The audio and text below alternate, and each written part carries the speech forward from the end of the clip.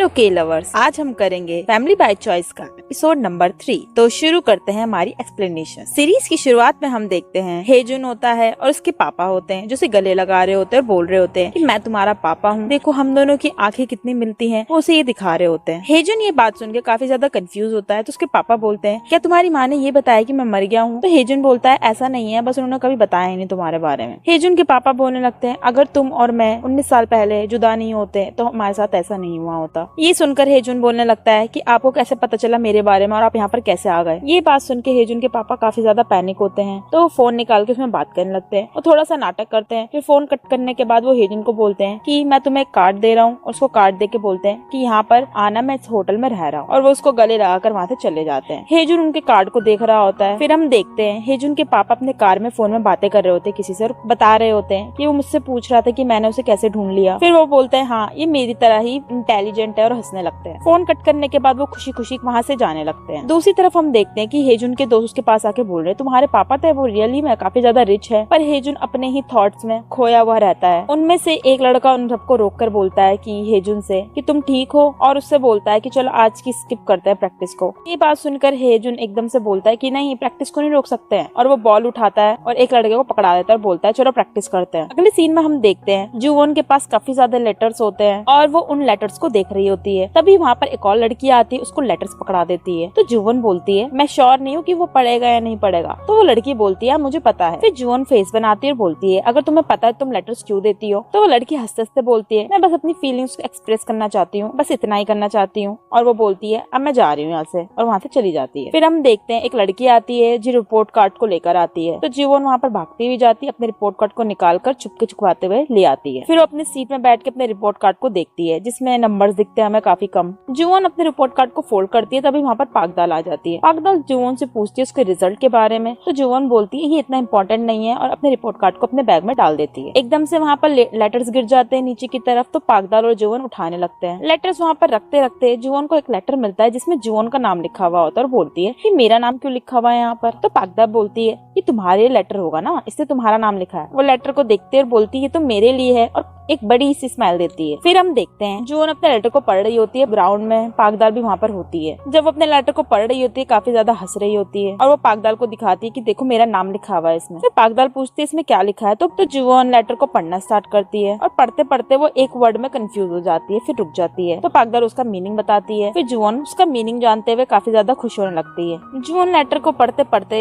एक लड़के को भी इमेजिन कर लेती है। फिर वो शर्माती भी है लेटर को पढ़ते पढ़ते, और फिर हंसने भी लगती है। पागदाल उससे पूछती है अच्छा इसमें नाम, ग्रेड क्या कुछ लिखा हुआ है? पर जुवोन बोलती है इसमें तो कुछ भी नहीं लिखा हुआ। फिर हम देखते साना सामने से जा रहा होता है, और जुवोन उसे देख लेती है। तो पागदाल से वो बोलती है कि मैं जा रही हूँ ये साना को दिखाने के लिए, और वो खुशी खुशी उसके पास जाती है। और हम देखते हैं पागदाल के पास मैसेज आ रखा होता है उसकी मम्मी का, जिसमें लिखा हुआ है कि रिपोर्ट कार्ड आज आए हैं तो मैं तुम्हें एकेडमी में पिक करने आऊंगी। पागदाल मैसेज को देख के इतना खुश नहीं होती है, फोन अपना नीचे रख देती है। वो फिर वहाँ से उठ के चली जाती है। दूसरी तरफ हम देखते हैं कि जुवो काफी ज्यादा खुश होती है, और साना उसे देख के मुंह बना रहा होता है कि इतनी खुश क्यों है। जुवोन उसके आगे आगे चल रही होती है। फिर जुवोन साना से पूछती है तुम्हें कुछ खाना है? तो साना बोलता है मुझे लेक्चर देखना है इसलिए मैं नहीं जा सकता। तो फिर जुवोन मुंह बना के आगे देखने लगती है। फिर साना उससे पूछता है आज कुछ अच्छा हुआ है क्या? तो जुवोन बोलती है तुम जानना चाहते हो? तो साना बोलता है हाँ। फिर जुवोन बोलती है वो ना, और वो मुंह बनाती है। तभी साना बोलता है ये भी कोई बताने वाली बात है? तो जुवोन बोलती है हाँ। तभी साना बोलता है कि हाँ आज रिपोर्ट कार्ड आए हैं ना। तभी जुवोन की सारी स्माइल चली जाती है, और साना भी मुंह बनाने लगता है। फिर हम देखते हैं कि हेजुन बास्केटबॉल खेल रहा होता है, पर वो कोई भी काम नहीं कर पाता है, ना कि कोई गोल बना पाता है, ना कोई बॉल पकड़ पाता है। फिर वो अपने सर को खुजाने लगता है। फिर हम देखते हैं वो जीने पे बैठा हुआ है और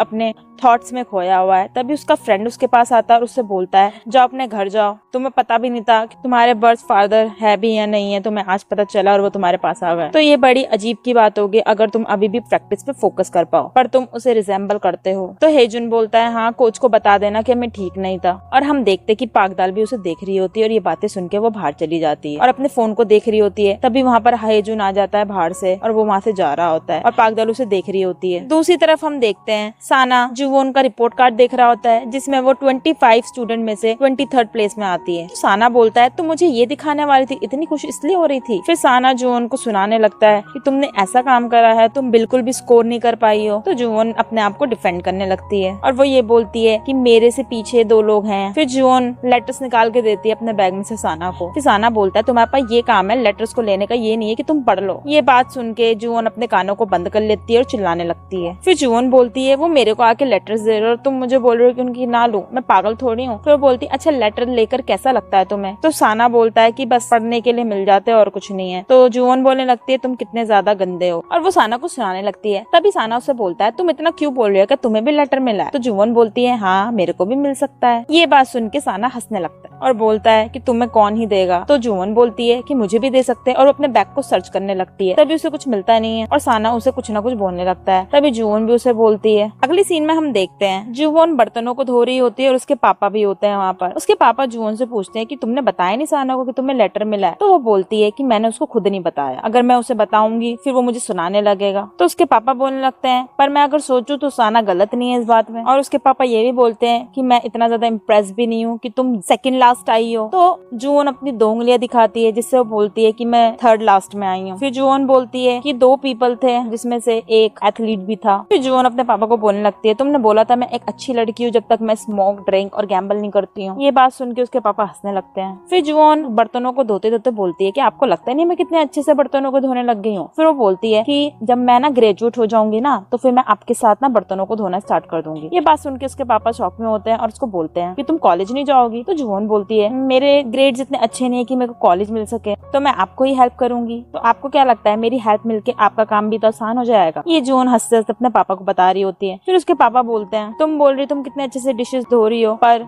अगर तुम किसी चीज को अच्छे से करने लगती हो फिर वो इतनी मजेदार नहीं लगती है करने में। और यहाँ पर बहुत सारी चीजें जो बर्तन धोने अलावा भी काफी ज्यादा अच्छी होती हैं। ये बात सुन के जुवोन बोलती है अगर यहाँ पर इतनी सारी चीजें हैं पर मुझे ही अगर वो चीज अच्छे से नहीं आती तो उसका क्या फायदा। पर उसके पापा बोलते हैं तुम कुछ ऐसा ढूंढो जिसको तुम्हें करने में मजा आए और तुम अपनी जिंदगी भी अच्छे से जी सको। ये सुन के जुवोन स्माइल करती है, बोलती है अच्छा ऐसा कुछ। फिर उसके पापा बोलते हैं हाँ पर हेल्दी रहना भी जरूरत है। फिर जुवोन इस बात पे सुन के बोलती है कि आपने मुझे फिर वो ड्रिंक क्यों नहीं दी। ये बात सुन के उसके पापा फ्रीज हो जाते हैं। फिर बोलते हैं मेरे पास बहुत कम ही था, मतलब सिर्फ 2 बोतल जितना ही था। ये बात सुन के जुवोन बोलती है आपने साना और हेजू को तो दिया था, फिर मुझे क्यों नहीं दिया। तो उसके पापा अपने डिफेंड में बोलते हैं कि वो दोनों 12th क्लास में इसलिए मैंने उनको दिया, मैंने तो बल्कि साना के पापा को भी नहीं दिया, उसे तो पता भी नहीं है ये बात। फिर जुवोन बोलती है कि अच्छा ऐसा है क्या। ये बोलकर जुवोन के पापा काम में लग जाते हैं। फिर वो बोलते हैं अच्छा साना पढ़ रहा है क्या घर पे। तो जुवोन बोलती है हाँ उसको डिस्टर्ब मत करना क्योंकि वो अपने लेक्चर्स को देख रहा है। तो उसके पापा बोलते हैं अच्छा हेजुन से पूछो कि उसको डिनर में क्या चाहिए।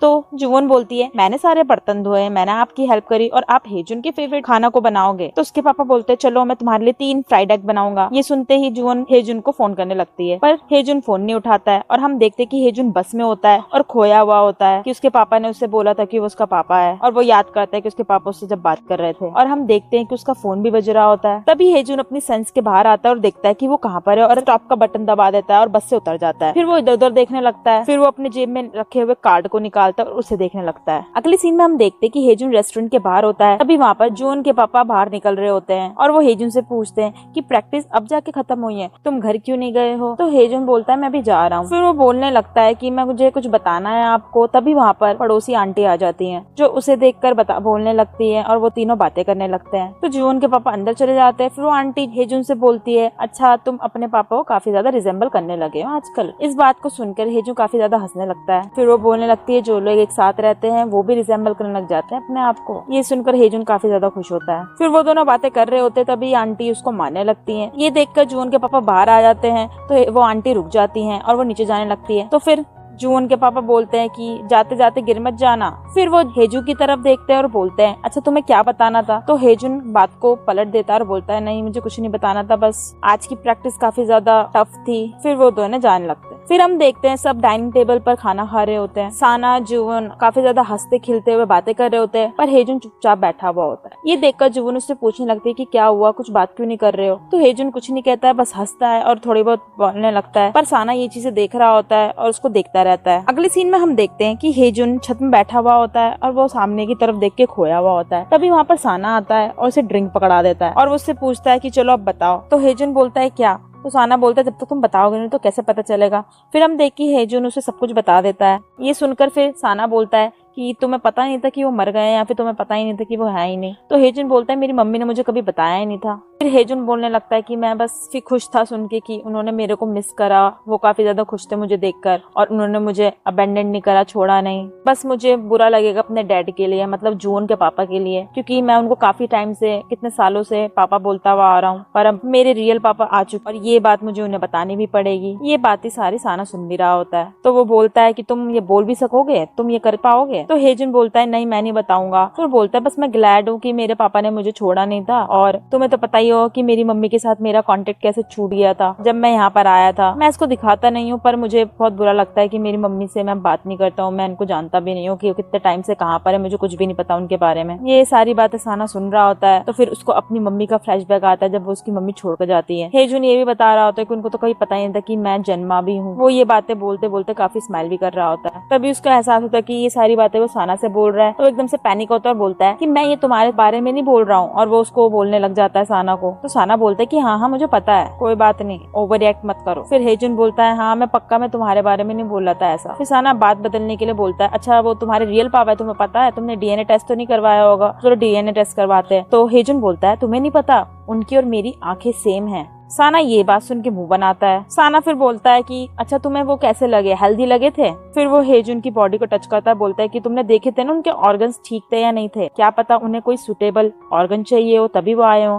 तो हेजुन बोलता है तुम पागल हो गए हो क्या, ऐसा बिल्कुल भी नहीं है, वो बिल्कुल हेल्दी लग रहे थे। फिर साना बोलने लगता है अच्छा तुम्हारी आंट को तो पता ही होगा। तो हेजुन बोलता है कि मैंने अपनी आंट को अभी तक नहीं बताया। तो साना बोलता है उन्हें तुम्हारे पापा के बारे में तो पता ही होगा क्योंकि वो उनकी रियल सिस्टर थी। फिर हेजुन बोलता है तुम इतने ज्यादा शक क्यों कर रहे हो, और वो वहां से खुशी खुशी चला जाता है। फिर पीछे पीछे साना भी चला जाता है। अगले सीन में हम देखते हैं जू वॉन और पाकदाल आने जाने वाले लड़के को देखती रहती है और उनके हाइट और लुक्स को देख रही होती हैं, और वो काफी सारे लड़कों को इधर उधर जाते हुए देखती हैं कि कहीं वो लेटर वाला लड़का तो नहीं है। फिर हम देखते हैं कि बिल्डिंग में कभी वो इस तरफ जा रही हैं पर वो लड़का नहीं निकलता है, कभी दूसरी तरफ जाती है फिर वो नहीं निकलता है, कभी इस तरफ जाती हैं। फिर दोनों थक हार कर ग्राउंड में बैठे हुए होते हैं चेयर पर। जून काफी ज्यादा दुखी होती है। फिर वो बोलती है पक्का वो एक इंट्रोवर्ट लड़का होगा इसलिए उसने अपना नाम भी नहीं लिखा। फिर जुवन खड़े होकर बोलती है कि मैं अब उसको नहीं ढूंढूंगी, मैं गिव अप करती हूँ, और अपने बैग से लेटर निकालती है और बोलती है बस मैं इस लेटर को कांग हेजुन को दिखाऊंगी। और वो अपनी टेबल से खड़ी हो जाती है और पाकदाल को बोलती है तुम मेरे साथ चलना चाहोगी?